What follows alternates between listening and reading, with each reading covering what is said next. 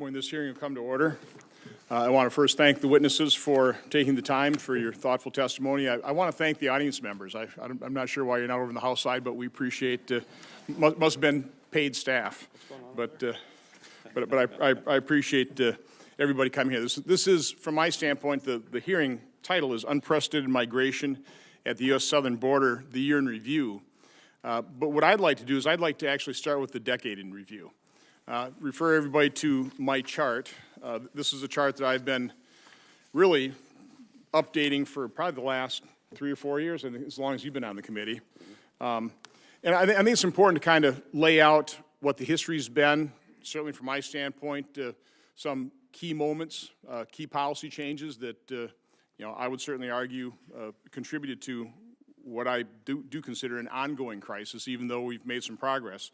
But that chart reflects all minors and people coming into this country as family units. Earlier versions only focused on Central American children and people and family members. So initially, in 2009, 10, 11, we had 3,000, 4,000, and 4,000 unaccompanied children. We weren't even keeping track of families because it wasn't a problem. 2012, and again, I would consider that a pretty seminal moment, was the issuance of the DACA memorandum, which I would argue, by testimony, was used by the coyotes, by the human traffickers, to help incentivize people. They would tell them, U.S. has changed its policy. You come into America, you get a piece of paper called a permiso, which was a notice to appear. And again, I know others may dispute this, but I think it's pretty obvious that certainly started something.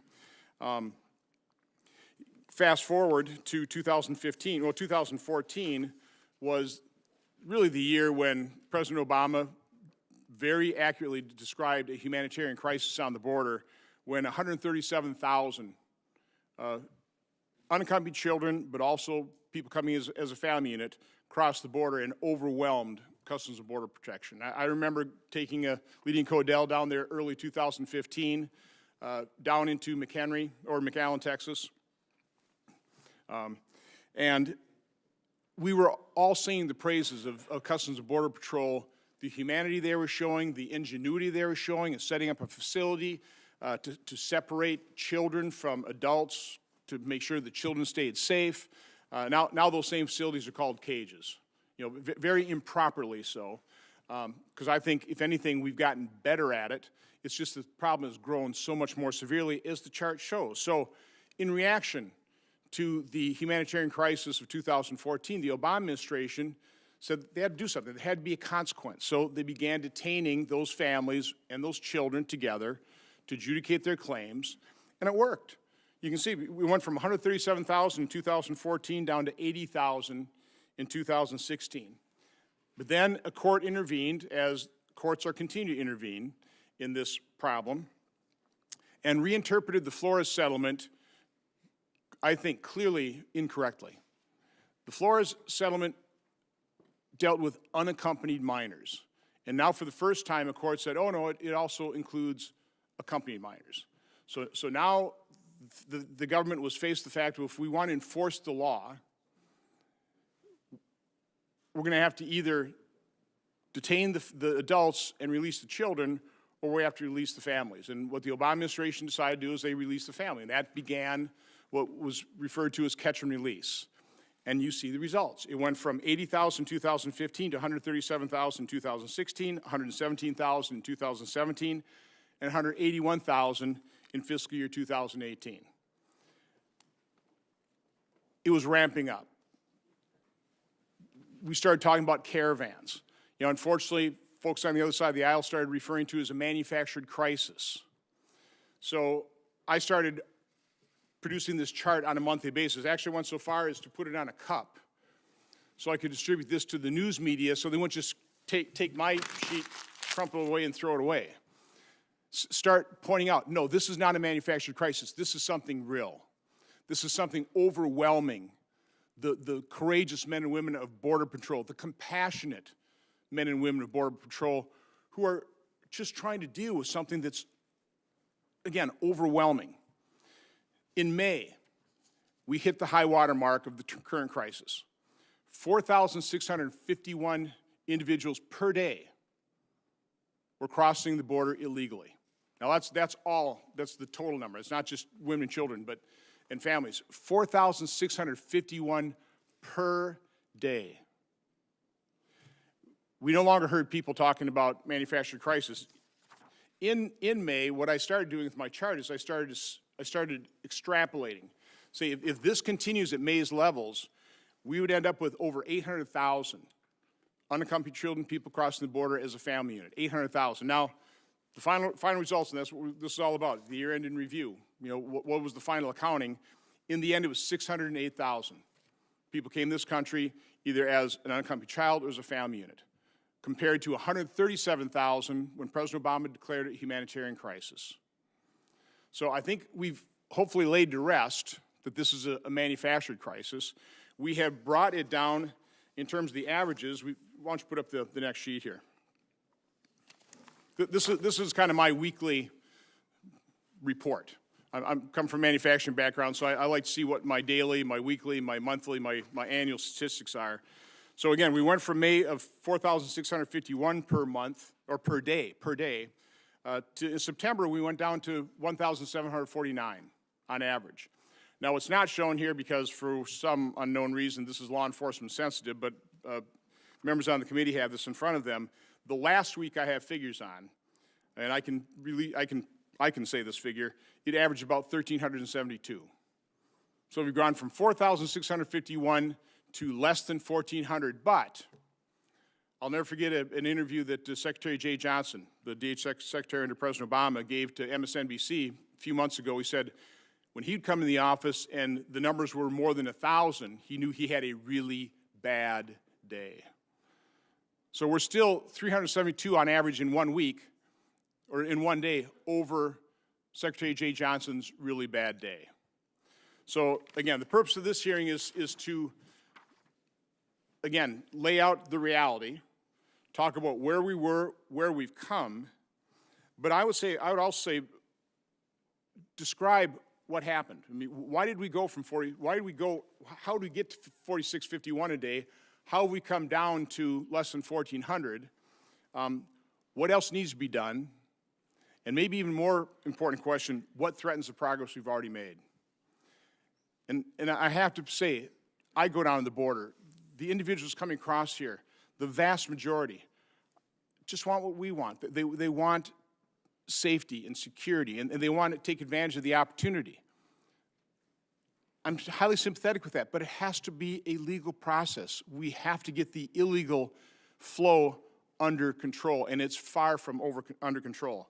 My last point, I want to thank Senator Peters and other members of the committee and some other colleagues on the other side of the aisle that worked with me. In the end, Senator Peters decided not to sign the letter of support for Operation Safe Return. There's a program initiated right now, hopefully Mr. Morgan will talk a little bit about that, of basically how can we more rapidly and more accurately determine those individuals that have come to this country illegally or without documentation that clearly don't have a valid asylum claim and safely return them back to their home country.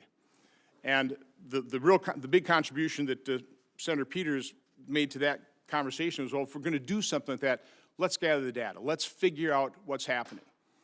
And so what I'm hoping we're going to get out of this hearing is certainly some of the data. You know, how many of these claims have been adjudicated? You know, from Central America, how many of those individuals actually have a valid asylum claim? Because if we're going to address this problem, from my standpoint, the biggest problem is we have set such a low hurdle, that credible fear standard, that we just wave everybody in. The courts are completely backlogged. And if a very low percentage of those individuals that we wave in that just end up melding into, our society, we don't know where they go. By and large, we don't know where they are. But in the end, they don't have a valid asylum claim. We shouldn't have ever waved them in. We need to increase. We have to increase that initial hurdle rate. But we need the data in order to actually enact the public policy. So, again, what I'm hoping is going to come out of this hearing is better data, but then also as we move forward with some of these programs that have shown some success, not enough, but some success, let's develop the data that will inform public policy, and then hopefully, You know, in any problem-solving process where you gather the information, you define the problem, you define the root cause analysis, you set an achievable goal, hopefully we can come together on a bipartisan basis and develop some real solutions on a bipartisan, hopefully nonpartisan basis. That's the whole purpose of all of these hearings on border security, but in particular, it's the purpose and the goal of this hearing. So with that, I will turn it over to Senator Peters. Well, thank you, Mr. Chairman. Thank you to our witnesses here today. I'm proud to say that over the past year, our committee has been able to come together in a bipartisan basis to examine migration and humanitarian challenges that we're facing at our border. We have found compromise and passed common sense legislation to address staffing shortages at the borders and ports of entry, strengthen security at our both northern and southern borders, and ultimately make our country safer. In June, we came together to unanimously advance my bipartisan bill to strengthen border security and address law enforcement shortages at ports of entry throughout the country. Last month, the full Senate approved my bill to hire more agricultural inspectors and canine units to protect the nation's food supply from harmful contraband. Last week, our committee approved important legislation led by Chairman Johnson to support the U.S. Border Patrol by hiring new agents and support staff, improving retention, and providing medic training to agents that could save lives. And just yesterday, I had a chance to see CBP officers and canines in action at Detroit Metropolitan Airport, and I was stunned to hear the number of seizures that they make to keep our country safe every day. And I'm proud that the men and women of CBP in Detroit Metro are leading the nation when it comes to the introduction of harmful biological material that's coming across the border. In fact, Detroit Metro has been the #1 intercepting port for the last 2 fiscal years, with more than half of all interceptions at ports of entry nationwide. Metro Detroit has also pioneered training programs that have been deployed nationally, with positive results being generated in Boston, Newark, and Dulles. And they also told me that among all airports nationwide, Detroit Metro is second to the nation for discovery of wood packaging material containing very harmful pests that can damage the lumber industry and agriculture across the board. These species pose certainly a significant threat. The CBP officers and canines in Detroit are doing phenomenal work to protect Michigan and the rest of the country from harm, and I'm proud to support their efforts every day. This past year, however, has posed many challenges for our border security professionals. The situation on our southern border and throughout Central America is dynamic, and our border security efforts should certainly reflect that fact. Often, this administration's border security policies have been short-sighted, and if we're going to successfully address both the conditions on our border and the root causes that are driving this migration, we need to take a comprehensive approach that looks at the data and finds common sense solutions to address these very serious challenges. I appreciate our witnesses for joining us here today and for their commitment to serve our country. But I also recognize that addressing border security and humanitarian challenges requires stable and effective leadership. I am deeply concerned, and I think that concern is shared by the chair and everyone on the committee as well, by the lack of Senate-confirmed leaders in nearly all of the top leadership positions at the Department of Homeland Security. In fact, we have 3 Senate-confirmed positions before us, and all 3 of you are acting, not Senate-confirmed. And I will continue to call on this administration to nominate qualified leaders for these vacant positions who can gain broad bipartisan support in the Senate. The men and women of DHS and the American people deserve stability. They deserve accountability that comes from nominating and confirming qualified leaders that can ensure the department can carry out this national security mission in a Senate-confirmed position. That permanence and stability is absolutely critical.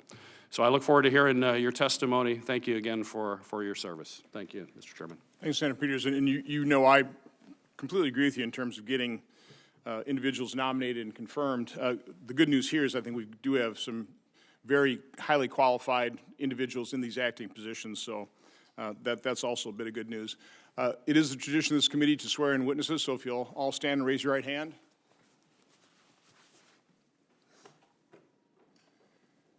Do you swear that the testimony you will give before this committee will be the truth, the whole truth, and nothing but the truth, so help you God? Please be seated. Our first witness is Mr. Mark Morgan, who is the Acting Commissioner of Customs Border Protection. Acting Commissioner Morgan began serving his country as a U.S. Marine and his community in local law enforcement. After completing a 20-year career in the FBI, he began service within the Department of Homeland Security as the Acting Assistant Commissioner for Internal Affairs before being appointed by President Obama as Chief of the U.S. Border Patrol. He served as Chief until 2017. He returned to DHS as the Acting Director of Immigration and Customs Enforcement in May of this year and began his current role as Acting Commissioner of U.S. Customs and Border Protection on July 7th. Mr. Good morning. Thank you, Chairman Johnson, Ranking Member Peters, and members of the committee. I appreciate the opportunity to be here today to be able to inform the American people the truth about the unprecedented crisis we have experienced along the southwest border during fiscal year 2019, as well as the remarkable and noteworthy successes by the current administration and the incredible men and women of the United States Customs and Border Protection. I'm honored to speak on behalf of the men and women of CBP who are on the front lines of our nation's borders, defending the rule of law, maintaining the integrity of the immigration system, and protecting the safety and security of this great country, all while simultaneously playing a critical role in ensuring our economic security as well. If you recall, earlier this year, we sounded the alarm as the border crisis and asked Congress repeatedly to act, to fix the loopholes in our broken immigration system and close the gaps driving the crisis. Unfortunately, not a single piece of meaningful legislation has been brought forward to address this crisis, and as a result, the country watched as the crisis worsened. Although we've made great progress, I'm here today to respectfully remind this committee and the American people that there continues to be a humanitarian crisis and, importantly, a national security crisis. In FY 2019, CBP's enforcement actions exceeded 1.1 million nationwide, an increase of 68% over the previous year. The total number of apprehensions along our southwest border exceeded 978,000, an 88% increase over the previous year's apprehensions. United States Border Patrol alone apprehended more than 473,000 family units, representing the highest number for any year on record. The number of unaccompanied children encountered between the ports totaled more than 76,000, 52% higher than any other year. There's no immigration system in the world designed to handle such a massive migration numbers, not even the United States. Challenging still is the demographics of those illegally entering our southern border, as the chairman discussed. In 2019, 71% of all southwest border apprehensions came from the Northern Triangle countries, the vast majority being families and unaccompanied children. They're being pulled into the United States by the loopholes in our current legal framework. They know if you grab a kid, that's your passport into the United States. And it was working, all while the human smuggling organizations and cartels exploited them, placed them in life-threatening situations, and treated them as nothing more than a money-making commodity, a multi-billion-dollar scheme. The impact was real. As the chairman stated, in May of this year, we saw our highest numbers, more than 140,000 apprehensions in a single month. CBP had to divert resources away from their mission-critical duties to care for the children and families. At times, up to 50% of Border Patrol resources were pulled off the line to care for the families and children, leaving areas of the border increasingly vulnerable. Meanwhile, the cartels and smuggling organizations were exploiting those law enforcement gaps, increasing the threat to our national security. Last year, more than 150,000 migrants who illegally entered the United States got away. The transnational criminal organizations are not only exploiting the migrants themselves, but also flooding the United States with illicit narcotics, making their way into every town, city, and state in this great nation. Make no mistake, if you have a methamphetamine in your town or city, it came from the southwest border. In the absence of congressional action, the administration has taken action. Through engagement with the Government of Mexico and Northern Triangle countries, we have initiated a network of initiatives, policies, and regulations to stem the flow of migration. Together, we are approaching this as the regional crisis that it is. And we have seen incredible success. The last 4 months in fiscal year 2019, we saw an almost 65% reduction in the apprehensions, with September marking the lowest number of enforcement actions during the entire year at just over 52,000. By mid-year, CBP was holding almost 20,000 detainees in custody. Now we're averaging less than 3,500 a day in custody. At the height of the crisis, CBP apprehensions at times exceeded 5,000 in a single day. Now we're averaging less than 1,400, and we've all but ended catch and release. But our success at addressing the humanitarian crisis should not overshadow the national security crisis. Last year, CBP officers and Border Patrol agents seized more than 750,000 pounds of illicit narcotics.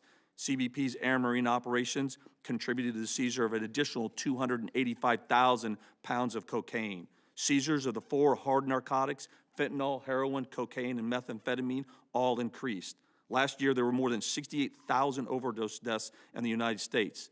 We know that methamphetamine is seeing significant resurgence as super labs in Mexico are taking over production and flooding the U.S. with cheaper and purer forms of meth.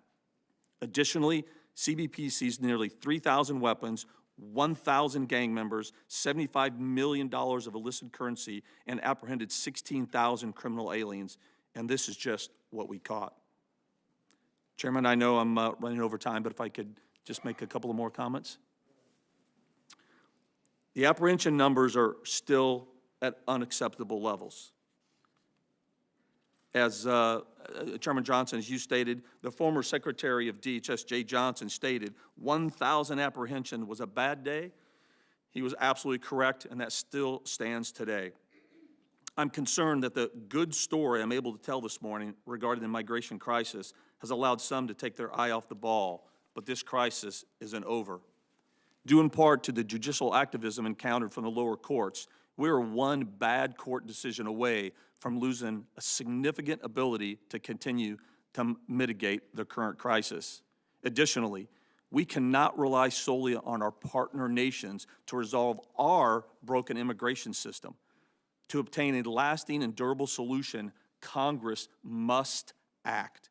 As I sit here today, as a law enforcement professional, over 30 years of service to this country, I'm absolutely perplexed why Congress cannot come together on a bipartisan manner to fix this.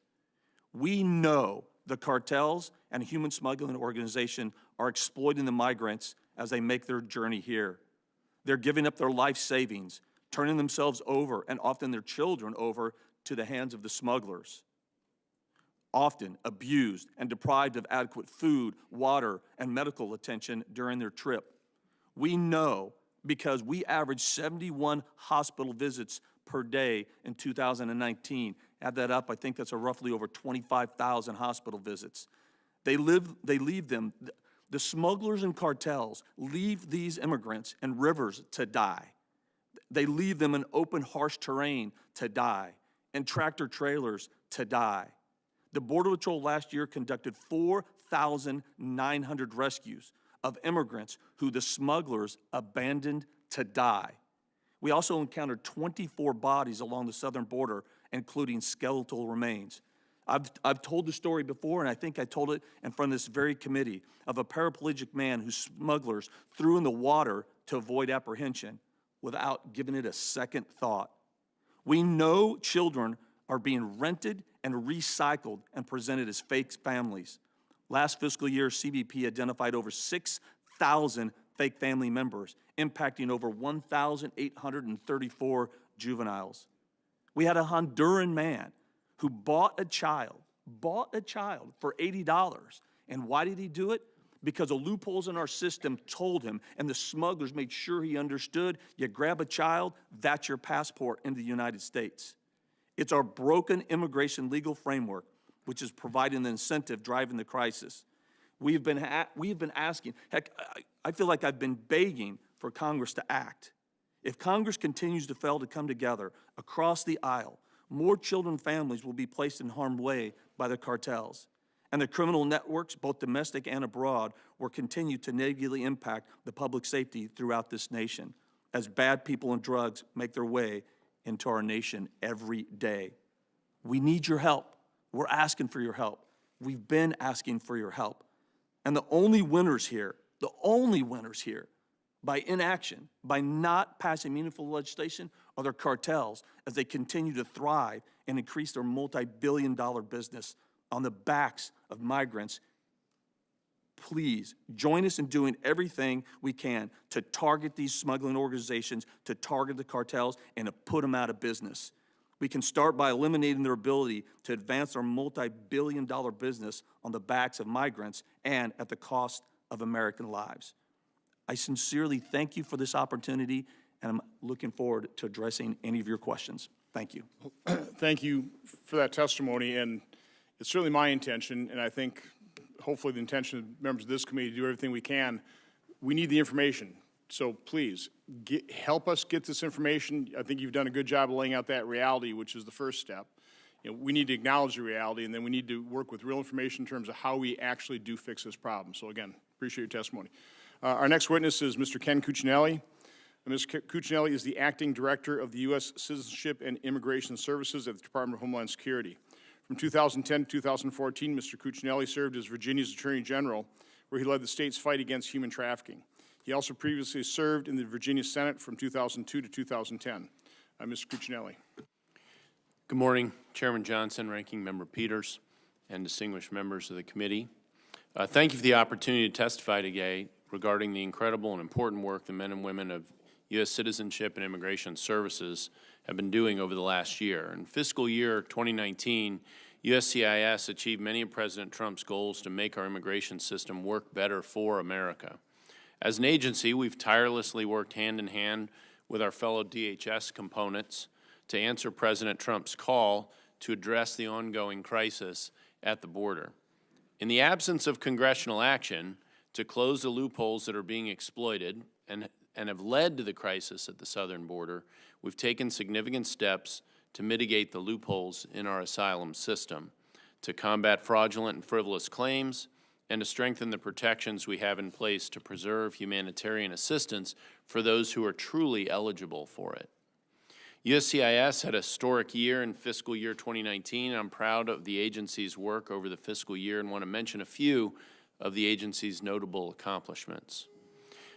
USCIS adjudicated more than 8.2 million requests for immigration benefits, and we've seen a rising level of complexity in those adjudications as well. This workload represents the full spectrum of benefits that our laws provide to those who seek to come to the United States, whether temporarily or permanently, as well as those who seek to become citizens of this nation. It also includes work continuing to process TPS and DACA after courts have interfered with our lawful attempts to terminate these programs, time and resources that should be spent adjudicating lawful immigration benefits instead. USCIS naturalized approximately 833,000 new citizens last year, the most in more than a decade. USCIS granted lawful permanent residence to 582,000 individuals and completed more than 78,000 affirmative asylum applications. The agency also performed more than 40 million verifications of employment eligibility through the E-Verify program. On the southern border, USCIS felt the impact of the crisis, receiving more than 105,000 credible fear referrals, 5,000 more than the previous year and a new record high. To put that in some perspective, just 5 years ago, still on the front edge of what is considered the crisis, 2014, USCIS received approximately 51,000 credible fear referrals, and just 10 years ago, USCIS received approximately 5,000 credible fear referrals. So you can see the nonlinear rise in that measure of the crisis at the border. During any given week in fiscal year 2019, 150 to 200 of our officers were assigned to process cases arising from the southern border, including approximately 40 to 60 assigned to process cases in person at the southern border.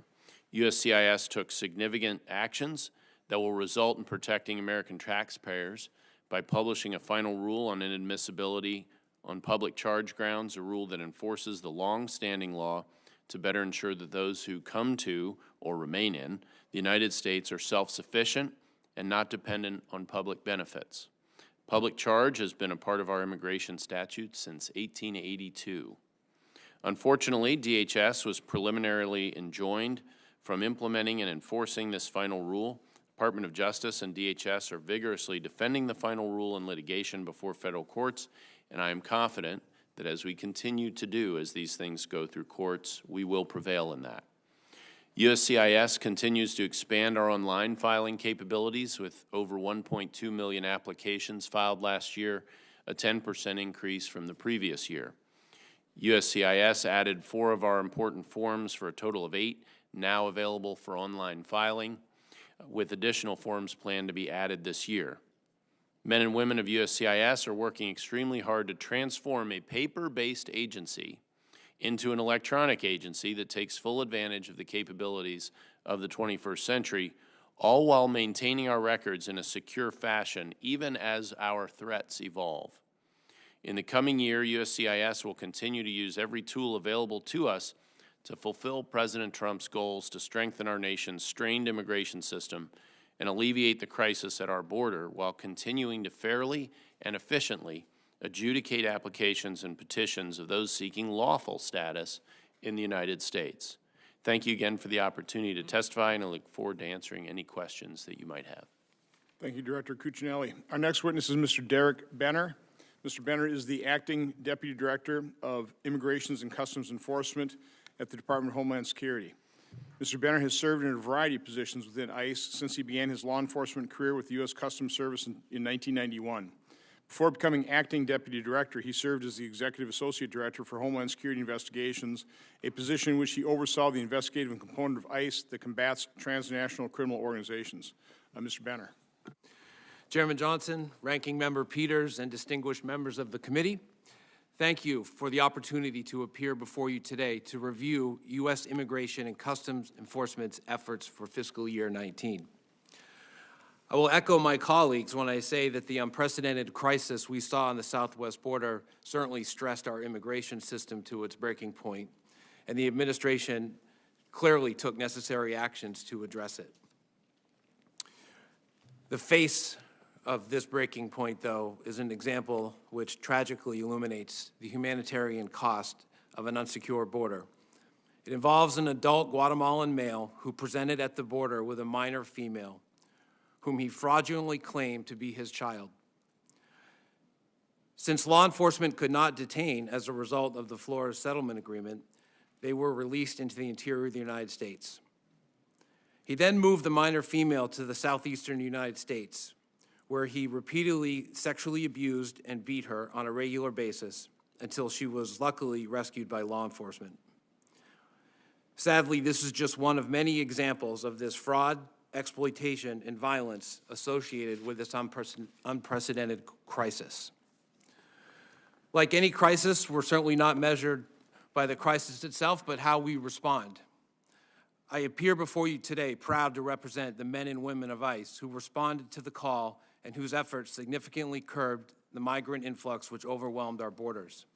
Our response to this crisis was not without consequence. This sustained increase in illegal migration has stretched resources thin across the U.S. government. The administration was faced this year with responding to the humanitarian crisis at the border at the expense of other vital law enforcement missions. While the border dominated the headlines, the achievements of ICE over the last year were not defined by the crisis, nor were they limited to the border.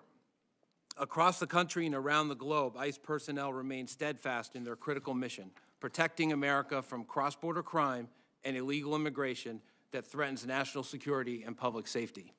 Today, I will highlight ICE's 2 robust operational directorates responsible for protecting the people of this great nation. ICE's Homeland Security Investigations investigates and enforces more than 400 federal criminal statutes, and we work in close coordination with U.S. Customs and Border Protection and our state, local, tribal, and federal partners in a unified effort to target transnational organized crime. Over the past year, HSI special agents arrested over 46,000 individuals with more than 37,500 of them being criminal arrests, exceeding last year's record by over 3,000 criminal arrests. HSI made 4,000 arrests of gang leaders, members, and associates, including over 400 arrests of MS-13 members. HSI continued to be at the forefront in the fight against the opioid epidemic and prioritized the investigation, disruption, and dismantlement of TCOs involved in introducing fentanyl, heroin, and other dangerous opioids into the United States. In fiscal year 19, HSI and our CBP partners seized over 11,000 pounds of opioids, including over 3,600 pounds of fentanyl, while at the same time making almost 2,000 fentanyl-related arrests, which is an increase of nearly 175% from the prior year. HSI also continued to protect our citizens from crimes of exploitation by arresting over 3,600 child predators and over 1,800 human traffickers, while at the same time identifying and assisting more than 1,400 victims of these heinous crimes. These efforts pay immediate dividends when considering the long-term damage these criminals can inflict upon their vulnerable victims. All of these accomplishments were achieved despite the fact that HSI sent 400 personnel to the border to assist with combating the migrant influx. Agents who would otherwise be investigating criminal organizations were deployed to initiate a rapid DNA pilot, utilizing supplemental appropriations from Congress that allowed for over 10,000 DNA tests at 7 locations along the southwest border. During this deployment, agents conducted interviews of members of suspected fraudulent family units to disrupt the disturbing practice of children being used as pawns by ruthless human smuggling and trafficking organizations. These efforts resulted in the identification of over 1,000 incidents of family unit fraud and false UAC claims, which also led to over 1,000 criminal prosecutions. As a result of these efforts, HSI has seen a marked decrease in the number of fraudulent family incidents over the past few months, indicating that our joint efforts have impacted the use of the fraudulent families to circumvent our nation's immigration laws. ICE's enforcement and removal operations ensures the integrity of our immigration system and enhances our national security and public safety by enforcing the nation's immigration laws in a fair and effective manner.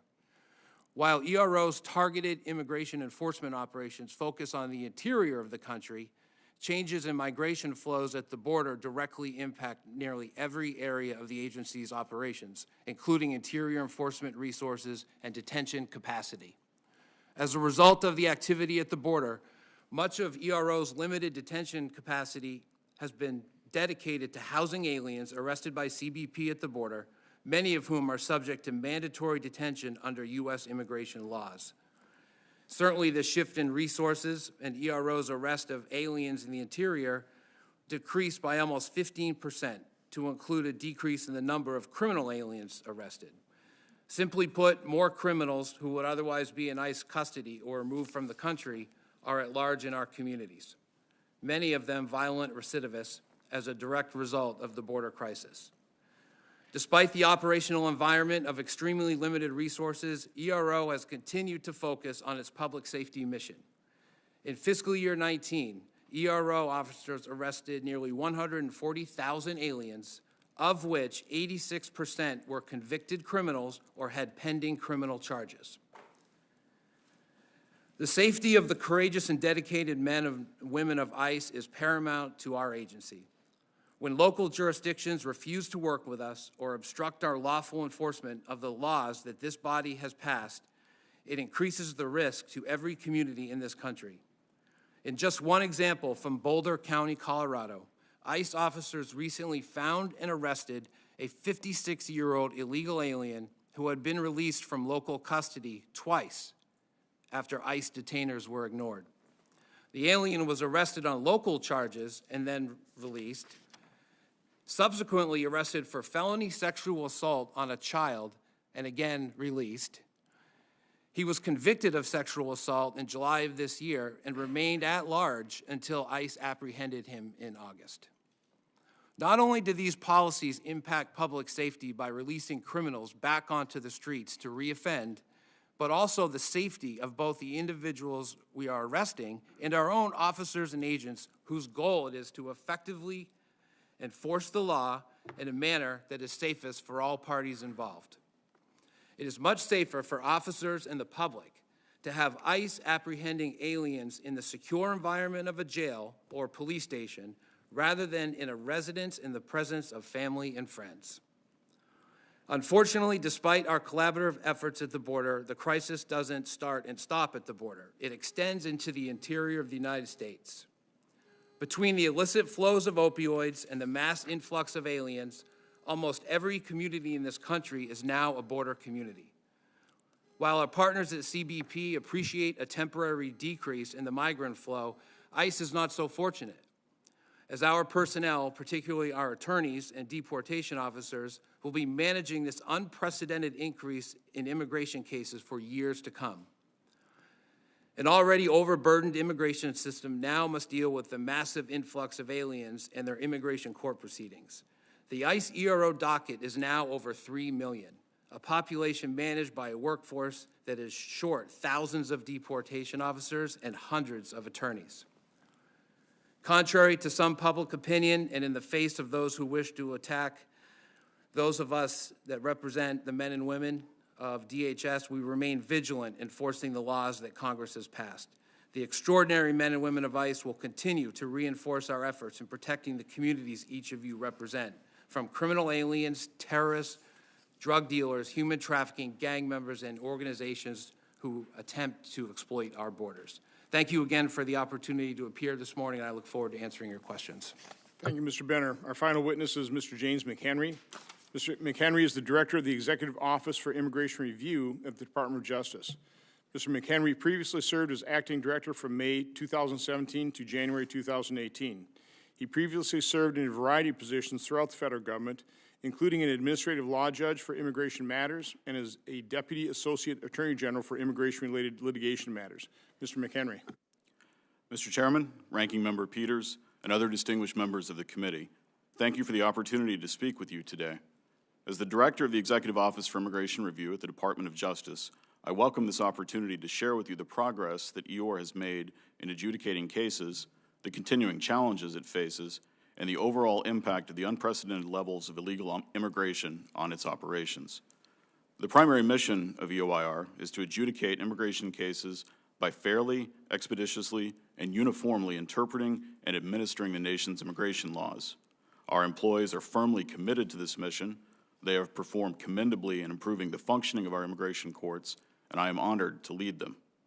After 8 consecutive years of declining or stagnant productivity between FY 2009 and FY 2016, EOIR recently concluded its 3rd consecutive year of increased immigration court case completions. In FY 2019, EOIR completed over 275,000 cases at the immigration court level.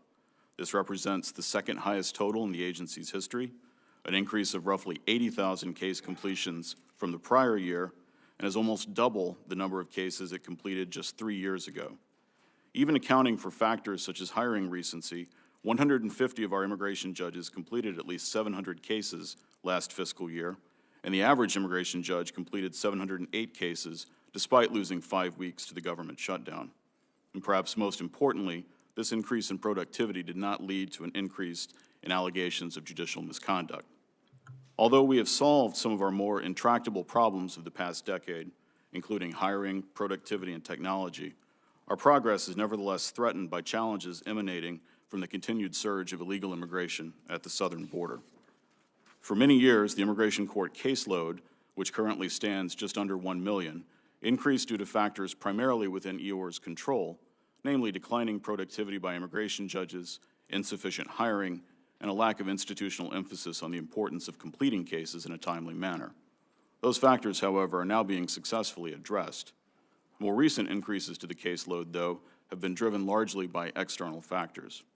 More specifically, in FY 2019, the Department of Homeland Security filed approximately 443,000 new cases with the immigration courts. That is the highest single-year number in EOIR's history. On average, 4 out of every 5 removal cases filed in immigration court will conclude with the alien required to leave the United States through either an order of removal or an order of voluntary departure. This means that statistically, the majority of cases may not involve a viable claim that allows an alien to lawfully remain in the United States. However, the presence of these cases on EOR's already crowded dockets diverts resources for more effectively addressing those claims that are meritorious. In particular, significant increases in recent years in cases involving asylum applications, unaccompanied alien children, credible fear claims, and aliens who fail to appear at their hearings have taxed our resources to an unprecedented degree. Our immigration system faces numerous challenges, and the current level of illegal immigration is foremost among them. EOIR shoulders significant downstream effects of surges of illegal immigration at the border, and those effects in recent years have placed a marked strain on its resources. To combat these effects, the Attorney General has brought important clarity to the law through case adjudications, and the Department of Justice is actively defending against challenges that would otherwise erode the integrity of our immigration laws. EOR continues to adjudicate cases fairly and expeditiously at unprecedented levels, but fair and efficient adjudication alone will not resolve the crisis at the border. It is imperative that Congress act as well. The Department has proposed numerous changes that would strengthen the immigration system as a whole, including consolidating federal appeals in one circuit, clarifying the so-called categorical approach, and revising statutory language that the Supreme Court has found unconstitutionally vague. We stand ready to continue to work with Congress to strengthen existing laws and to more effectively address the many challenges facing our immigration system today. Again, thank you for the opportunity to testify, and I would be pleased to answer any questions the committee may have. Thank you, Mr. McHenry. I'm going to actually do some questioning. Normally I defer, but there's just a couple of things that popped out at me. Mr. Benner, you talked about a ERO docket of 3 million. Mr. McHenry, you talked about a 482,000 pending caseload, but a little under 1 million backlog. Can we start reconciling what these numbers are, what they exactly mean? I'll defer to Mr. Benner regarding the 3 million ERO caseload, but my understanding is that would include cases that are already final that still have to be processed or reviewed. On our side, as you know, the caseload has increased almost exponentially over the past decade, but it has increased considerably in the past 3 years. Most of that increase appears to be driven by changes to the border. Our judges are adjudicating cases as efficiently as they possibly can, and as I alluded to, we've made significant improvements in that area. But again, the pending caseload are just the most recent ones. That's about half of the million. What are the other 500,000? Those are cases that were filed in a prior fiscal year. Those are cases, some of them may have been up on appeal and have come back, or they're cases that are just taking that long to adjudicate. Okay, so pending is just this year's cases. No, pending is all cases that were pending as of the end of the fiscal year. Okay. They could have been filed that year or filed in a prior year. We've also, over time, and I think we stopped doing this, administratively closing some of these cases. I think there are hundreds of thousands of those that have been administratively closed over the years. Is that true? There are right now approximately 320,000 cases that are still administratively closed. They're not included in that 1 million total. Okay. And then, Mr. Benner, the 3 million cases, those have been adjudicated. So those are off the Department of Justice docket, kind of in your lap. So they've been adjudicated and they've basically been ordered for removal, correct? Is that Correct. So if it's a little confusing saying on the docket, but the 3 million would be the inclusive of EOIR numbers plus the added, the delta. The difference there is people that are maybe have already been through their adjudication process. They've already been in front of an IJ. They've got an order of final removal. A lot of them in absentia. Recently, with the expedited docket of the family units, 86% of the final orders of removal were ordered in absentia, meaning no one showed up. So, which brings me to the next question. To what extent do we know where the 608,000 people are from that chart? I guess the chart's not up there anymore, but you know, and again, I'm just talking about the children and family units that came in last year. Do we know where those people are? You know, again, when I was down the border, I realized they give addresses, but then they don't necessarily show up those. So can we comment on the extent that we actually keep track of where the people have come, where they are that have come in illegally? So, no, we don't, largely, as evidenced by the fact that, you know, those families were issued a notice to appear. Unless they're put on some form of alternative to detention or monitoring system, we have a higher rate of knowing where people are. That's a very low percentage that are on alternate detention, correct? Right, yeah, our capacity, I think, is around 100, I want to say 160,000 people in fiscal year 19 went through the ATD process, through whether it was ankle bracelet monitoring, phone check-ins, and other technology. So, no, smaller percentage. Do we have some feel, Mr. McHenry, in terms of the successful asylum claims after the adjudication process? Do we, you know, because I've heard different things, you know, as low as 9%, 15, 20%. What's the best information we have, you know, in terms of these family units coming in? Again, I'm really focusing on that problem in terms of successful asylum claims. The overall asylum grant rate is right now is about 20%. Historically, it's been below 25% for the past 4 or 5 years. The rates for some of the Northern Triangle countries are even lower, but it's basically 1 out of 5 at this point. Okay, and again, and that makes sense to me. People are coming to improve their lot in life. I mean, I'm highly sympathetic with that, but that's not a valid asylum claim. I was surprised, if not shocked, in our threat hearing last week, where we had the director of FBI, somebody from DHS, and from the National Counterterrorism said not one of those 3 individuals even mentioned gangs in their written testimony. I brought it up, so there was some oral testimony about that. In light of what we saw in, I believe you pronounce this, Culiacan, with El Chapo's son being arrested and then the Mexican government just having to give him back because of the, you know, what the drug cartels did, the murder of the 9 Mormons. To what extent is that drug cartel, that kind of violence, how has that already spilled over the border? I mean, I would think it's certainly in terms of gangs, the drug distribution where, again, those people just turn themselves in. They overwhelm the system, which allows a lot of people to get away. And I would think those would be gang members, maybe drug kingpins, maybe, you know, people that are going to, so as soon as we put somebody away, they can bring somebody else to manage an operation. So can you describe to what extent is that spilling over the border? And are we at a greater risk for that spilling over the border in a more extensive manner? Whoever wants to, Mr. Morgan? Well, sir, I can address a little bit just from a statistics standpoint. I mentioned my opening. So in fiscal year 2019, Customs and Border Protection apprehended over 1,200 gang members from 20 different gangs, the majority of them being MS-13. So we know every local law enforcement in this country knows that the main tool that the drug smuggling organizations use are gang members to distribute their drugs. That's who you apprehended. Any estimate of how many you didn't? That's the question that we don't talk about enough. Like we conservatively, sir, estimated 150,000 individuals illegally in this country that we didn't catch. And just think about this. In 1 year? In 1 year, 150,000. And those are the individuals who are running from the Border Patrol agents, who are trying to avoid apprehension. So that the intellectually honest conversation we need to have is there's a good chunk of those people, that 150,000, are bad people. Criminal aliens coming in, gang members coming in. The numbers are staggering, and everybody in this country should be alarmed by that. Do we have within law enforcement, again, I couldn't get this out of the FBI director or the witnesses last week, do we have some estimate of how many gang members are in this country, and is that a growing number? Is that a, you know, are we successfully battling that? I could not get that answer. Anybody here offer one before I'm out of time? But I would say, I would hand it over to Derek from the domestic law enforcement. So we do not, sir, have really good statistical reporting on the number of specific types of gang members. So MS-13, for example, we've been focusing on for the last 2 years in particular, and the estimates have been in the range of 8,000 to 10,000 MS-13 members.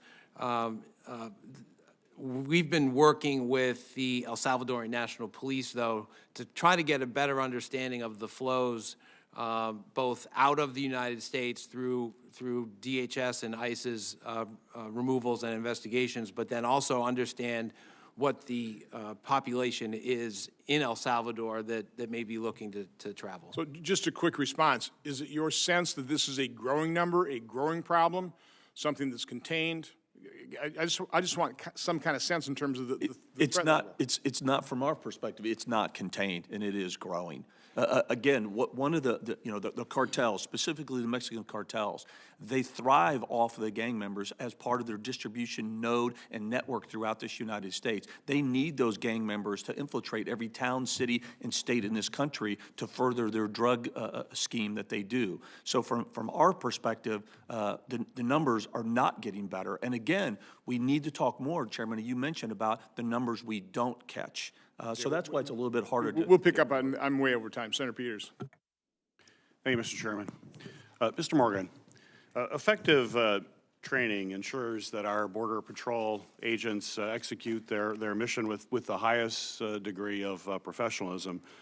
Both initial and continuing training sessions, I think, keep them out of costly and very time-consuming disciplinary investigations. And when they're in those investigations, they're not on the line. And that's what we want them to do, is to be on the line and to be able to do that professionally. And I don't see the need for training as a criticism in any way for the men and women who serve in these critical roles. Rather, I think it's a recognition that they are in a very challenging environment, and an environment that is highly dynamic as well. And if you look at the Department of Defense, they don't put folks out into harm's way without extensive training. Certainly, when it comes to private industry, regularly trains their employees and understand that's the best way to increase productivity is having training schedules as well. So my question is to you is, how many hours of training do new Border Patrol agents receive? So we have two major colleges. One is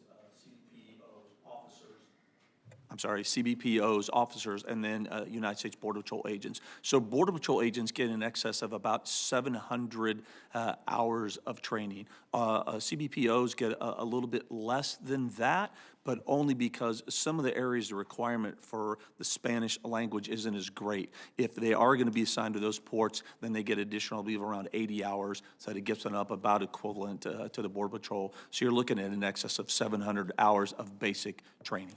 That's prior to them going out, they get 700 hours. Is there a continuing education every year for them? Yes, sir. So it's really two different facets. One is specific to their continuing education, specific to their job skills and duties, and then there's another where we have all employees do. A couple of those would be continuing ethics training, annual integrity training.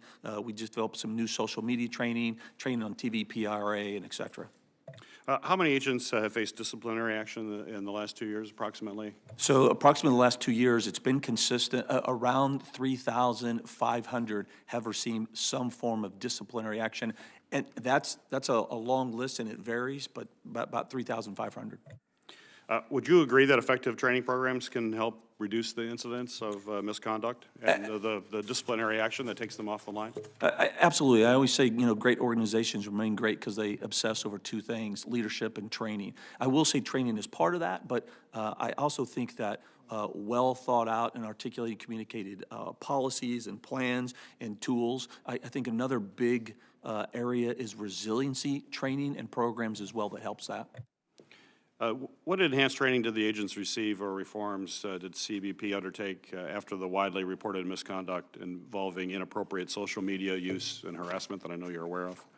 Yes, sir, and that's a good question. And so shortly after that, we actually, I'm really proud of the CBP team. They really got together across the board, across all different components, and developed a first-time ever social media training package that was mandatory for every single CBP employee. And that course was launched in July 22nd of this year. And I'm happy to say that we had a 99% completion rate of that training. All right, thank you. The next some questions really for the whole panel. If I would interject, I'd appreciate it. The administration has implemented a number of policy and operational changes that have had significant effects on individuals attempting to seek asylum in the country. These changes include metering and the migrant protection protocols, which have forced thousands of families and their children to wait in some pretty dangerous areas in Mexico while they wait for their claims to be heard. In addition, the administration implemented the asylum ban for non-Mexican migrants who transit through Mexico, rapid deportation pilots, and has allowed Border Patrol agents to do asylum screening interviews. I want to say, first off, our most important responsibility is always to keep our nation safe. That's got to be number one, and I know all of you four gentlemen share that. But we can also secure our borders and ensure that families fleeing persecution and violence also have a fair process. I think we can do both. That's something that we can do as a country. So in light of the many reports detailing kidnappings, sexual violence, extortion, disappearance, and murder targeting at migrants returned to these areas, my question is, DHS considering revisiting the migrant protection protocols? Any thoughts about, given some of the things that we've been saying? So, whoever wants to take Mr. Morgan, and then anybody else after? So, sorry, I can speak to that briefly. So, on the MPP, first I think we have to quickly, why are one of the reasons why that started? So, at one point, CBP, we had over 20,000 individuals in our custody. Our capacity is about 4,000. It was overcrowded. It was unbelievable. Now, and largely because of MPP, we have about 3,500 people in our facilities. The overcrowding issue is all but evaporated. So now let's look at MPP. What I can tell you the facts is, just recently with the Department of State, along with the International Office of Migration, other advocacy groups, as well as NGOs, actually went to Mexico and visited several shelters. Two of those shelters were found to have persistent law enforcement presence. One had National Guard. One was run by a church organization. The other by the government. They were under capacity. They found them have adequate food and medical attention, and et cetera. What we are hearing, so those are some facts. The other facts about IOM, who has a more methodical and structured approach to the information and intelligence that they're gathering, because they actually interview the migrants that are MPP and ask them if they want to voluntarily return. They're saying that if they stay in the shelter environment, those things are not happening. The issue that we are receiving, yet still somewhat anecdotal, is that the issue becomes when the individuals MPP leave the shelter environment and they either go out in the economy on their own, and or what we're seeing is they're re-engaging the human smuggling organizations to then come back and re-enter illegally. We have about a 9% recidivism rate. The information we're getting is that is the area where they are being exploited again with respect to that. Anybody else want to add to that? And do we have data there, or are these anecdotal stories? I mean, these are certainly very troubling reports that come out. And again, back to our point, and you and I have spoken about this a lot. Yes, sir. As to what is the data to actually support what you're saying? So that's the tough part, and I think you're spot on. We should try everything we can, sir, to get that data. That's what makes this tough, is that the data just isn't there because we're dealing with another country. A lot of the information we're talking about is anecdotal. Again, we're trying to go and we visit these shelters. Again, an interagency group, nonprofit organizations. We're dealing on a daily basis in the field level with our Mexican counterparts to get that data. The data is just not there. Those reports are not being substantiated by the Mexican military or the National Guard, so it's hard for us to get us the data. The data that we can get is that, again, we were at 20,000 in May, and now we're down to 3,500 in custody. The data was in May, 140,000 apprehensions. Now we're averaging 1,400 a day. And a large reason of that is because of MPP, and Mexico has, for the first time, stepped up and agreed to really meet us as partners and see this as a regional crisis. And because of that partnership, we're seeing our capacity go down, we're seeing our apprehensions go down. That data I have that shows MPP is effective. Thank you. I will just add, I was handed a note by staff. Apparently a group, and I don't know anything about this group, Human Rights First, issued a report, said there were 343 cases of violence or threats out of 57,000 individuals that have gone through the MPP program. So again, every one is a problem, but 343 out of 57,000 kind of ties into what I think Mr. Morgan was talking about. But again, I'd like to enter that report into the record, and we'll check and see, the veracity of it. And so just real quick, if I could say, add to that, I think it's important. At any time, anybody, any person that's enrolled in MPP, if they have any concern, any fear at all they have to do is come to a port of entry and express that, and they'll be given due process. Senator Langford. Gentlemen, thank you. Thanks for the work that you're doing. Thanks for standing up for the laws of the United States. You don't hear enough, and so let me add a voice that I hear a lot in my state of people that are incredibly grateful for the work that's happening and understand we have laws in our country, and you and your teams are stepping up and enforcing the laws that are on the books. So thank you for doing that. I listened to some of the current debate nationally. And there is a move to be able to transition DHS to being more like greeters at the border than they are law enforcement at the border. And I'm grateful that we have law enforcement folks there and for the stories that you've already told about some of the dangers and the risks that are there. I've got a whole series of questions, but I want to start first on talking about with ICE. When I was down at the border this last July, and talking to CBP folks that were there and said, what do you need? The very first thing that most of them said is, we need ICE to get more funding. We need ICE help. They are doing soft-sided facilities, which I want to be able to speak to you about where we are on that status right now. But there was a pretty big push to say that the biggest issue that CBP has is not enough capacity with ICE.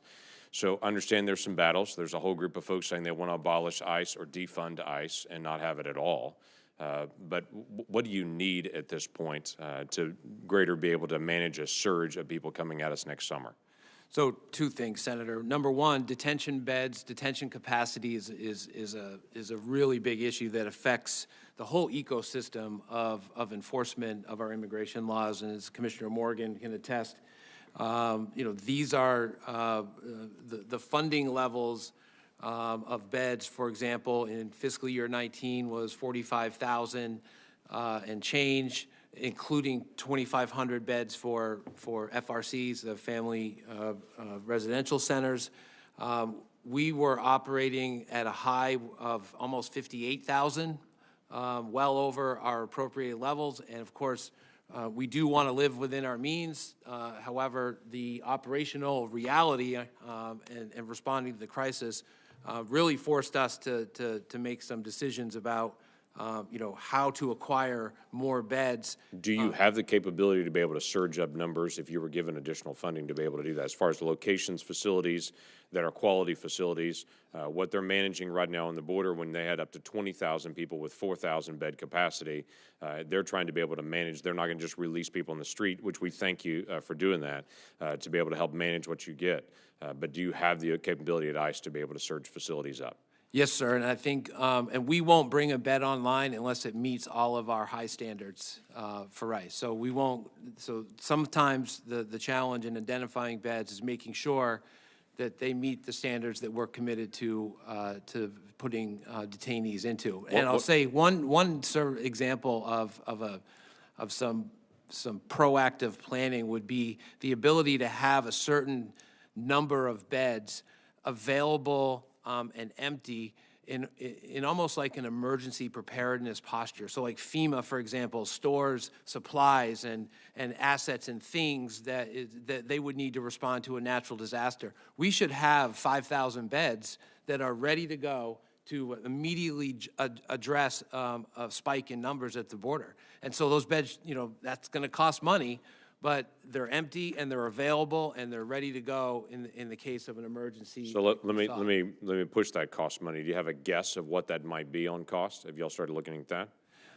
I do have estimates, Senator, and I'm happy to provide those to you or actually come.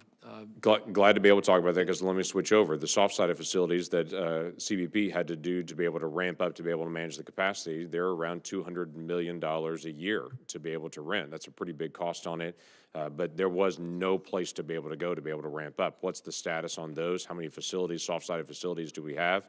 I visited some of those facilities. They're great facilities, and they're well-managed, they're well-run, they're fully stocked. How many of those do we still have, and what's the capacity in those soft-sided facilities? So we still have multiple facilities, and depending on what they are. So we have facilities that are designed for families. We have facilities designed for single adults. And we also have facilities for the temporary hearing facilities to support MPP. It is costing a tremendous amount of money every single month. You and I have talked about this, sir.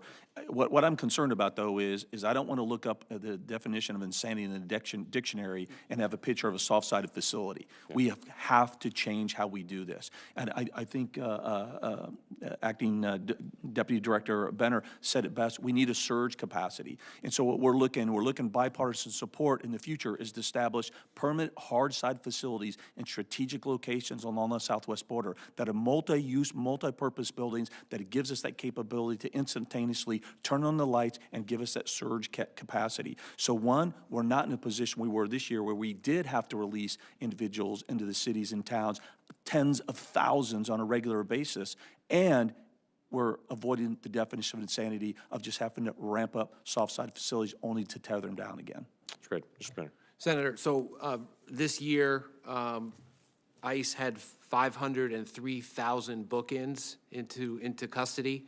75% of those were from CBP. So, you know, ERO and ICE and the infrastructure of transportation and all of those efforts were doing their level best to relieve the pressure at the border for Commissioner Morgan's folks. There's one other aspect, though, here is on the other end of the equation is attorneys that represent the government in immigration court. And so while it's been hugely helpful to have more judges and more capacity for EOIR, the ICE attorney levels have remained flat. And so with that docket of around 1 million at any given point, we need to look at the ability to surge our attorney population to service the increase at EOIR. Okay. And I think that's a hand in glove kind of asset. They have to all go together. Yes. Mr. Cuccinelli, let me ask you a question. I stood a raid in Mississippi this past year that got a lot of publicity on that. And I think, Mr. Benner, you had mentioned that for ICE in the interior picking up, 86% of those folks that were picked up had a criminal record already. Is that correct? Yes. Okay, so that's important to be able to note, 86% of the folks that already have a criminal record on this. When ICE carried out that raid, there was a lot of questions because E-Verify is mandatory in Mississippi, yet there were hundreds of people there that were not legally present that had employment in Mississippi. So help us understand, when in states that have chosen to do E-Verify as mandatory, how we have that many people illegally employed there. Thank you, Senator. So in the instance of the operations that ICE executed there in Mississippi at a number of different locations, you had multiple companies claiming to be participants in E-Verify, and they had registered with E-Verify. But when we investigated with our partners at ICE how many of the individuals they had utilized E-Verify on, it literally came to a handful, less than 20 if recollection serves. And you know the hundreds that were identified by ICE as working there illegally. So we have instituted for the first time, a consequence for businesses who participate in E-Verify or nominally participate in E-Verify, but do not comply with the terms of that participation, such as the businesses in Mississippi would be an example, that we will terminate them from the E-Verify program. So for the first time, we're bringing a consequence to those businesses so they cannot shield as they did. You heard in the press, they said, oh, well, we use E-Verify. Right, we used it once last year on one guy. And they can't do that any longer. Okay, thank you. Senator Portman. Thank you, Mr. Chairman, and to each of you, thank you for your service, and to the men and women who work for you. It's a tough job, isn't it? And it looks like from the numbers that there's been enormous success in reducing the number of people crossing the border, but we have to put it in perspective. It's still a lot of people relative to the historical numbers. So a 64% decrease, as I read it, from May to September.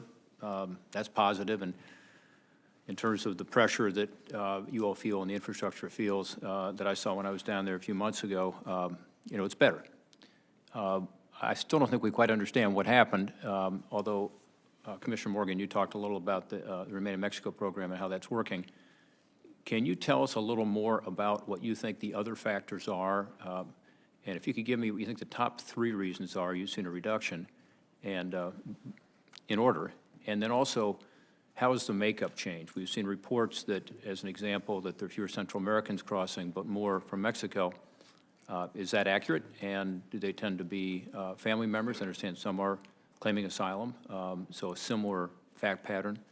If you could give us just a little sense of what's going on and why. Take the latter first, so the change in demographics, so this is key. So the demographics, you're spot on, have changed. Again, all last year, we had about 71% came from the Northern Triangle countries, and the overwhelming majority of those were families and unaccompanied minors. For the first time this year, now what we're seeing is actually Mexican nationals now are taking over a larger percentage than those individuals from Northern Triangle countries, and the specific families and unaccompanied minors numbers, those are drastically being reduced for the first time. That's a game changer. That's very important. It's the families and kids that really task our system because of the broken legal framework. To your other point is, hands down, the government of Mexico, their efforts is number one. And I would say, I would call Mexico number one and number two, because they're really doing two important things. One is with the formation of the National Guard, over 25,000 troops. They've strengthened their southern border. They've strengthened the border between Mexico and the United States. They've also targeted interior enforcement operations, specifically the human smuggling routes.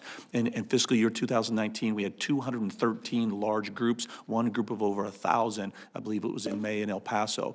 Last month, we had 2. So Mexico's absolutely strengthening interior enforcement and their enforcement on both borders. The second thing is that they're supporting MPP. I think I described that. That's been a game changer as well.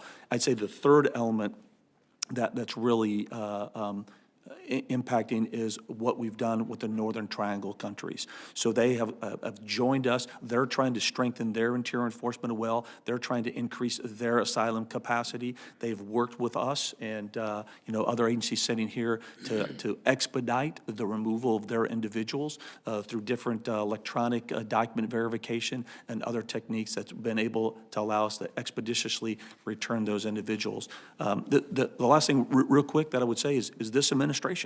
This administration that has continued to work within the current legal framework and continue to push, even although the judicial activism, the lower courts, has hindered us time and time again, we're continuing to push.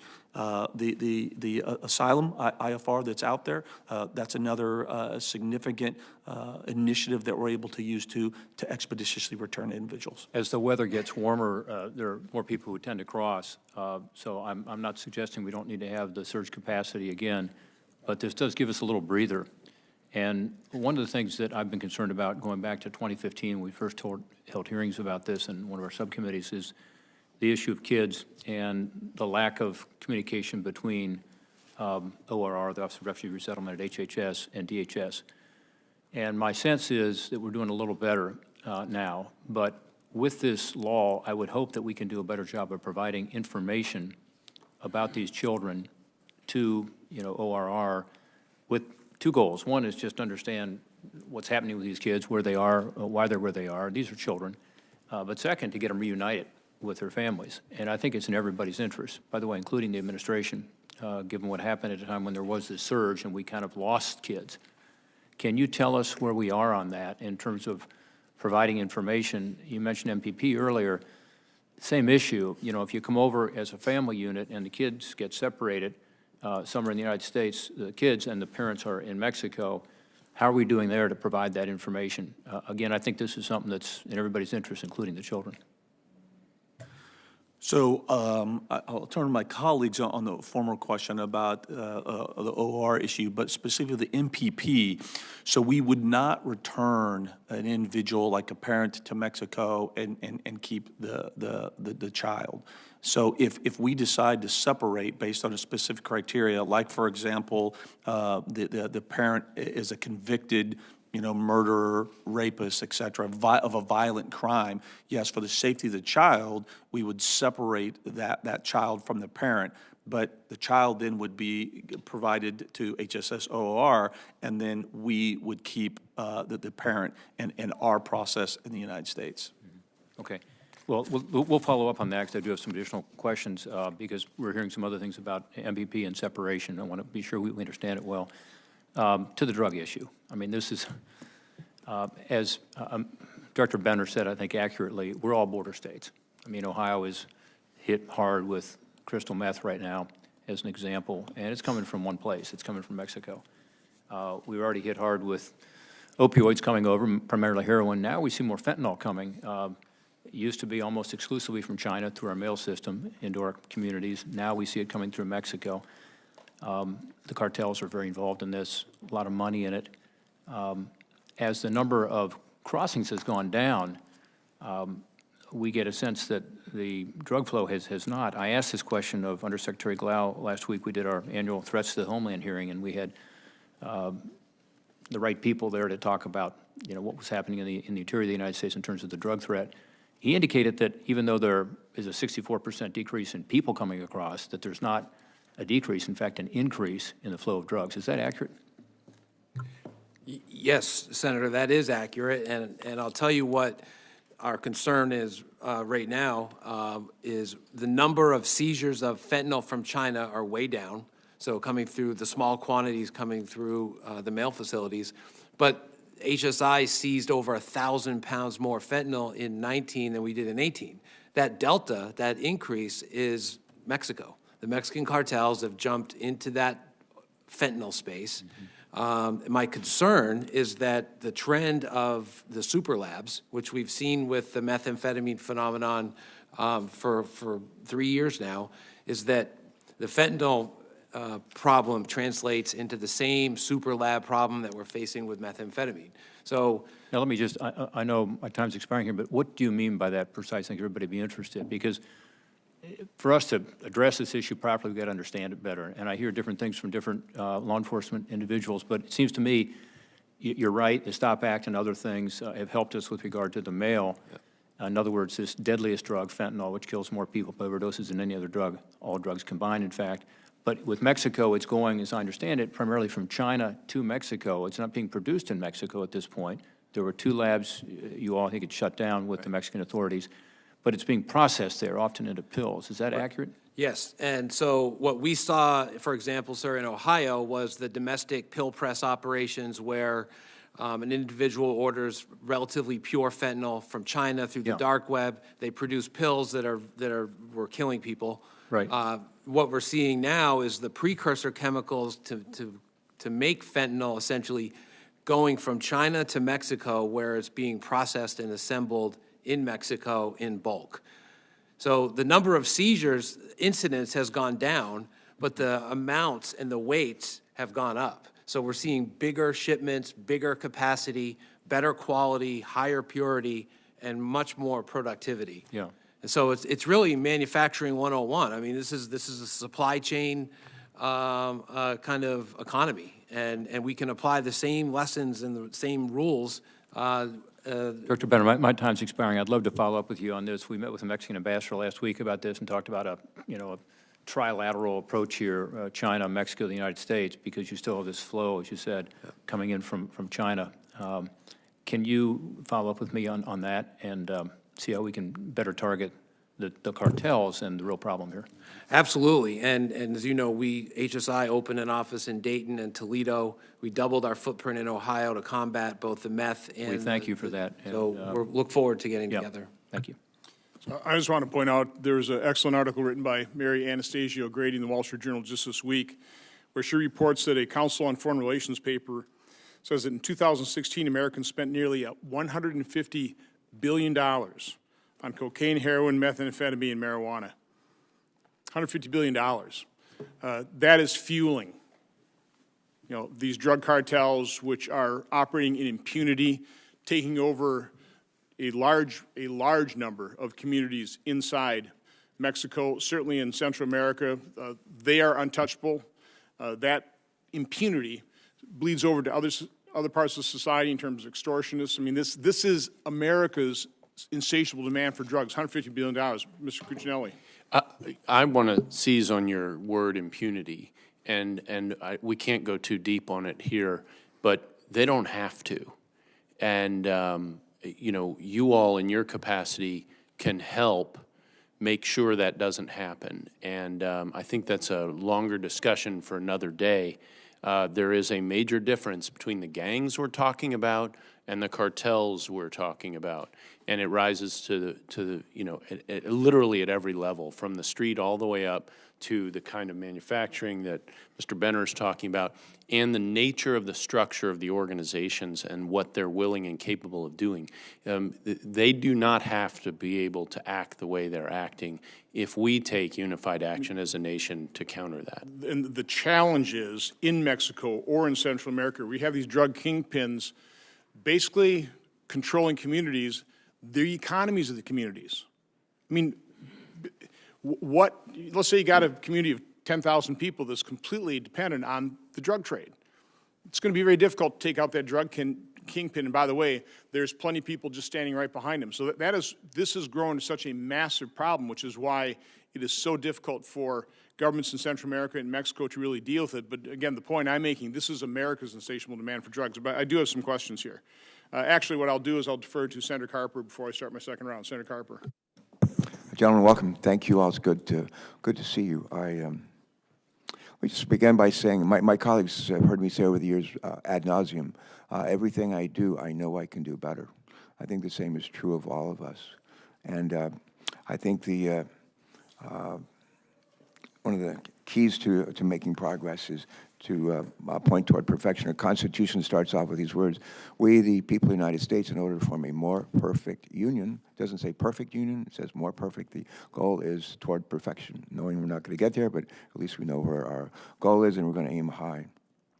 The other thing we have had recently had testimony before the Environment and Public Works Committee. A fellow been nominated to be a top official at the Department of Commerce, Rob Wallace from Wyoming.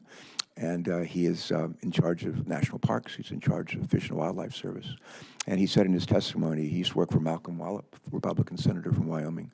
He's a close friend of John Barrasso. He said in his testimony, he said the most lasting solutions are bipartisan solutions.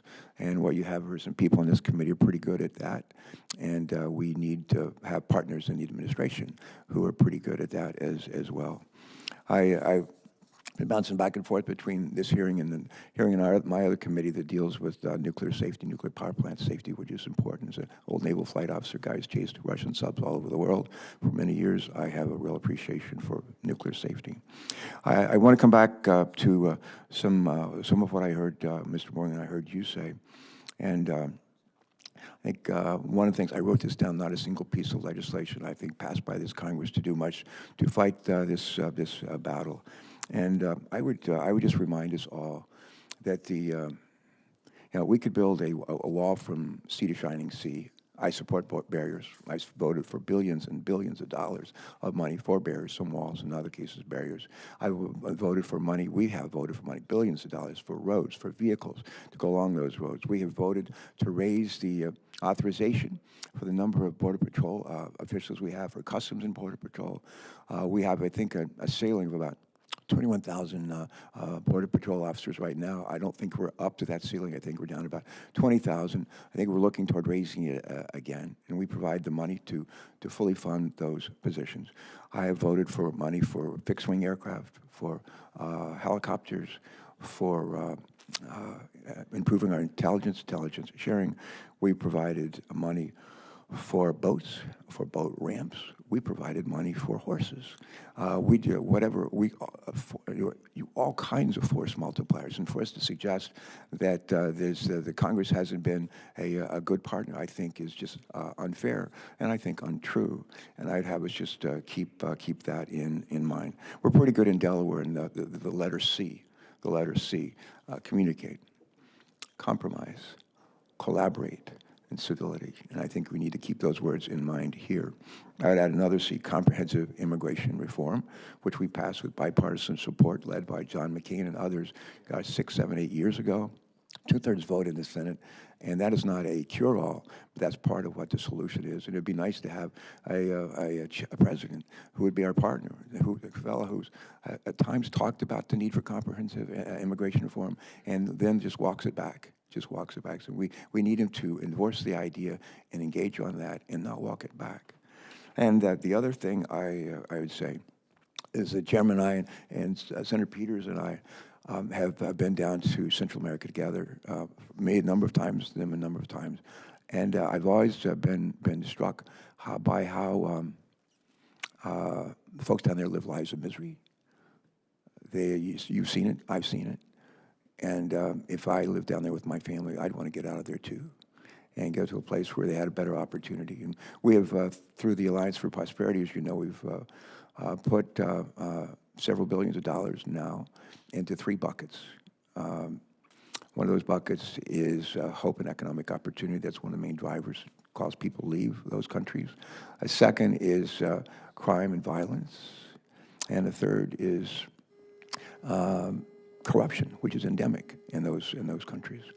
We've seen, and I'll just give you a tale of 2 cities, only this is a tale of 3 countries. You have on one hand El Salvador, new president, Bukele. You've probably met him. I've met him several times. Impressive guy, former mayor of San Salvador. And young guy, not even 40 years old.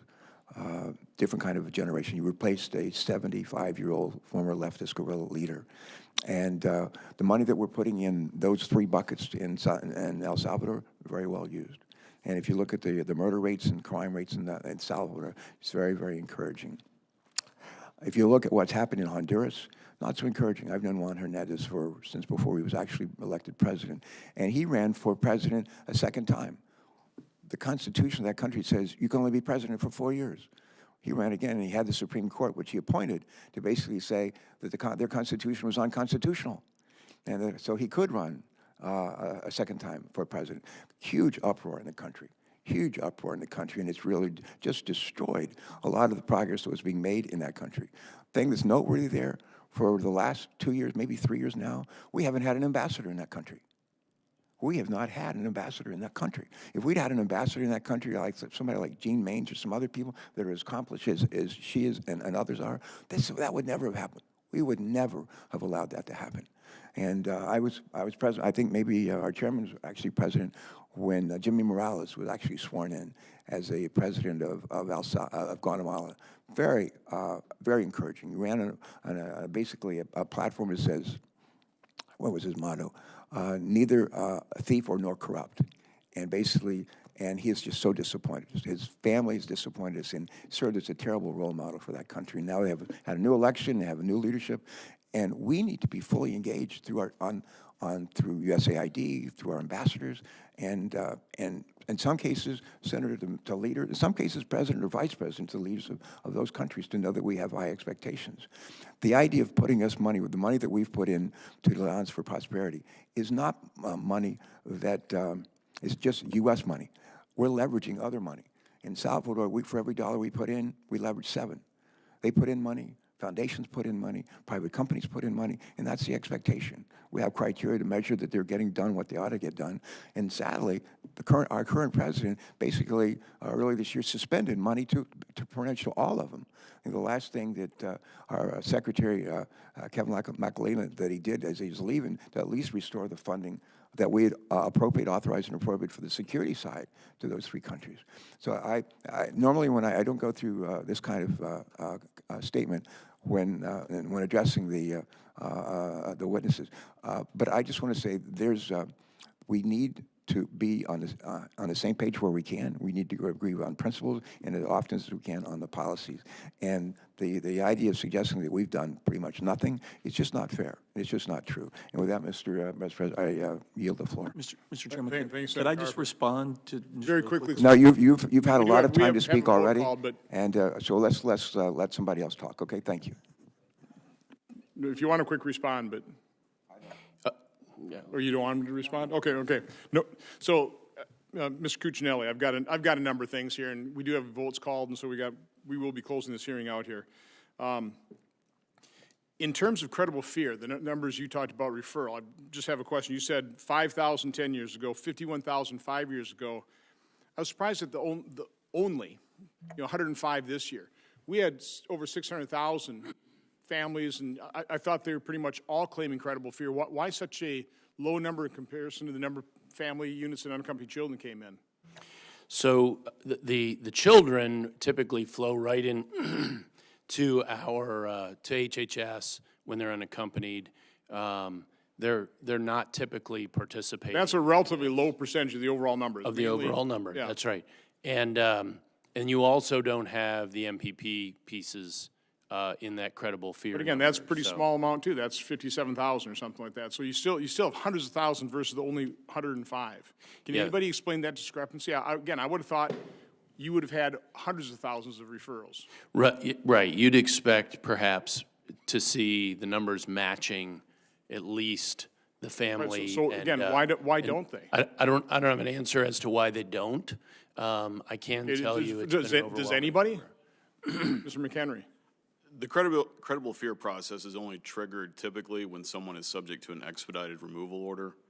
So if they don't go through the expedited removal process, they wouldn't have the. So the bottom line is, we literally let hundreds of thousands of people in, and they didn't even have to claim credible fear. That's correct. That is pretty noteworthy. I mean, I want people to understand that. We just let people in. They didn't even have to claim that unbelievably low standard that by and large, you said 20%, I think under Central America was lower than that. That's people correct. claim that, and they still don't have a valid asylum claim. And that's one of the parts, sir, that I was talking about the legislation that does need to get passed with respect to this crisis is the Florida Settlement Agreement, which says we can only detain people for 20 days. That's what's driving us. There's not time to do the proper vetting that we need to do to complete that process, and we have to release them. Ms. Cuccinelli, do you know of another nation on earth other than Germany over a couple of years with the Syrian migrant flow that grants legal permanent residency to more than 1 million people per year? Absolutely Is not. there We're a the most country on earth generous that comes- nation in the world by far. That comes even close. And Not we even do close. that on an annual basis. We are granting legal permanent residency. And in the humanitarian space, America is number one, way beyond 2, 3, and 4 combined. So I've had people come up and basically lobby me and say it's just outrageous that we've reduced the number of refugees from 70 to 50 to now to 15,000. And I point out to them, well, that's the official total, but you're kind of ignoring the 608,000 Right. people who'd come in here that would basically be refugees as well. I mean, that's the problem with the illegal flow. It absolutely affects the legal flow, correct? Absolutely, and we had almost 80,000 asylum cases last year, same legal standard as refugees. It is the same type of population, but they're landing at our border and on our soil, and so we're shifting resources to contend with that, and that is still, that backlog continues to grow. We're at over 340,000 cases and growing. When you said, somebody said 87% of the people that we are taking enforcement action again have a criminal record. Define criminal record. I mean, is that criminal because they have overstayed their visas? I mean, define criminal? Or is that literally, is that felonious other than immigration felonious behavior? Yeah, well, it could include felony immigration charges. Typically, it's not a visa overstay. It's somebody with a criminal conviction or a pending criminal charge make up that 86% of the 140,000 that ERO officers arrested in the interior. And So it would be nice to separate, again, I'm not understating the concern of breaking the law, our immigration laws, but it'd be nice to have that split out in terms of felonious behaviors. Is it immigration related, or is it literally rape, assault, murder? I mean, that would be good data to have. I do have some data, sir, and I'm happy to provide this to you after the hearing, that the breakout of weapons, assault, Okay, good. sexual. We'll take that and enter in the record. DNA testing. Not being done by CBP, that's being done by ICE, correct? Because, you know, we're hearing these children being used, and I have to, being used time and time again. I mean, I can't help but think of a little girl who gets used as a false family, that, you know, goes through that dangerous journey once, gets sent back down to Central America, goes through that dangerous journey again. When she gets old enough, is she just then put in the sex trade? But what are we finding in terms of data, in terms of false families? So the rapid DNA was by far the most critical investigative tool for our fraudulent family units that went to the border this spring and this summer. We've found with rapid DNA about a 13 to 15% hit rate on fraudulent families. Now, initially, Senator, when we first got there, during the height of the crisis, we were showing percentages that were above 20%, 25%, because the amount of fraud was rampant. Word spreads. The cartels are the best advertisers of what works and what doesn't.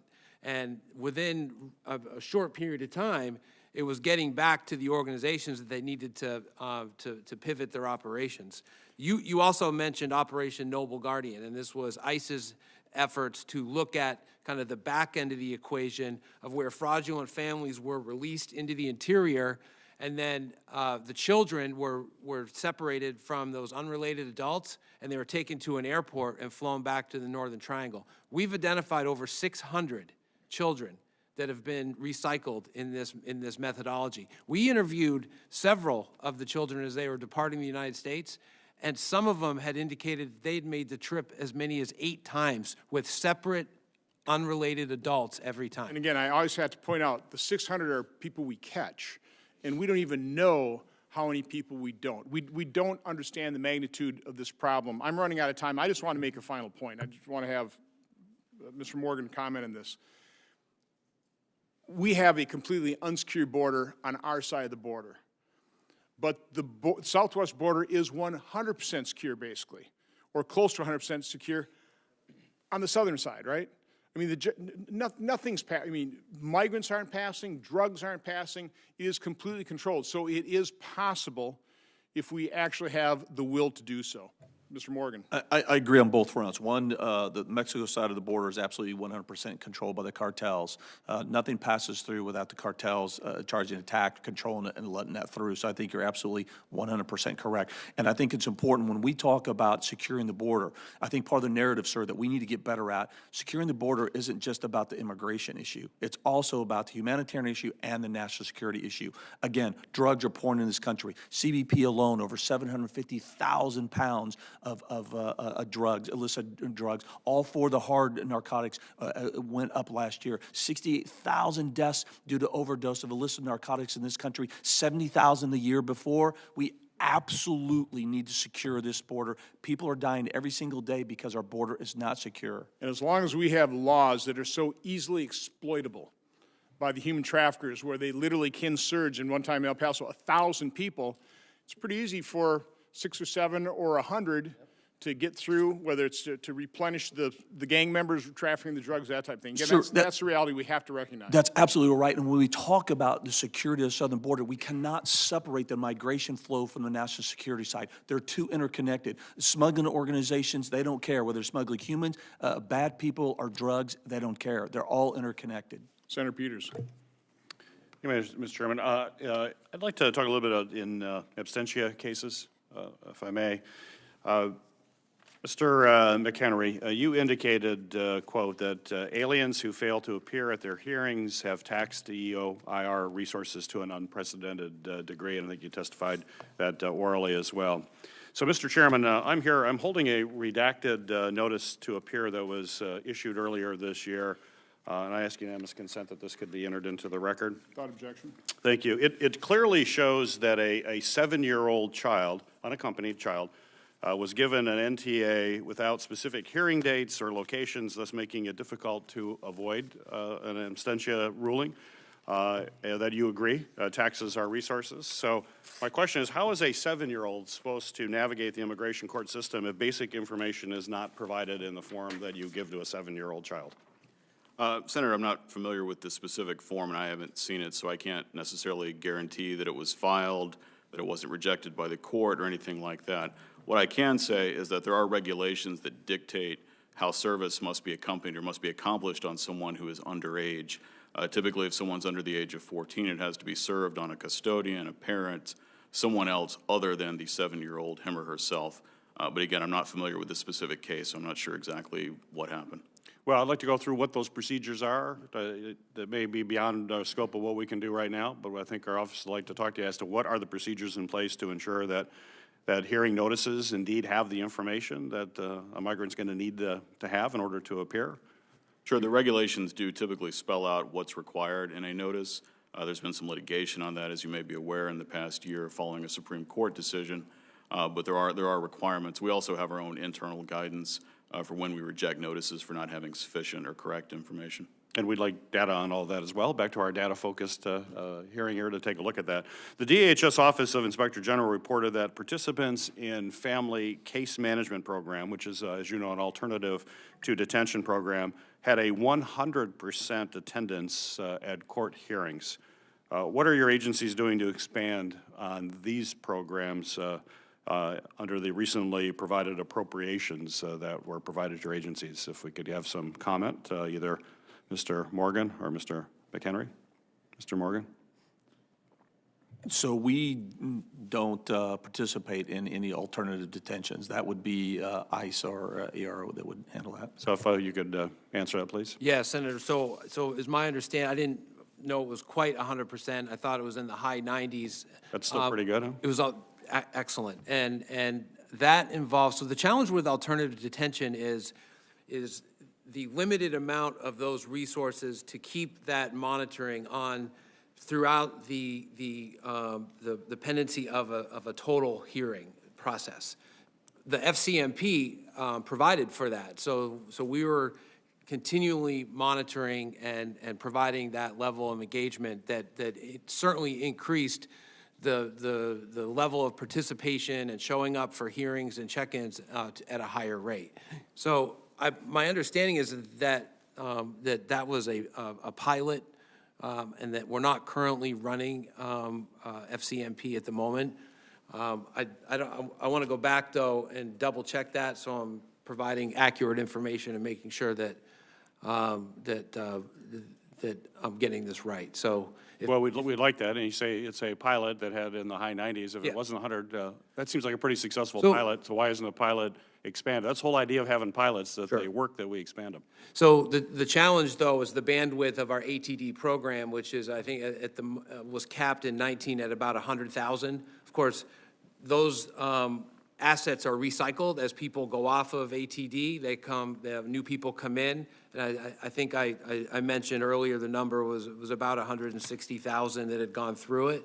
But certainly, it's just a dedication of a lot more resources in a more intensive way. So I'd be happy to bring our folks that manage that program and come and talk about it more specifically. Well, we like that, because you have to look at the alternative by having them not show up also is a tax on the system, as Mr. McHenry has said. So we've got to take a comprehensive look at that, and I look forward to doing that. Understood. Mr. McHenry, our current immigration court backlog, including asylum backlog, has ballooned, I think, as you mentioned, to approximately 1 million cases now.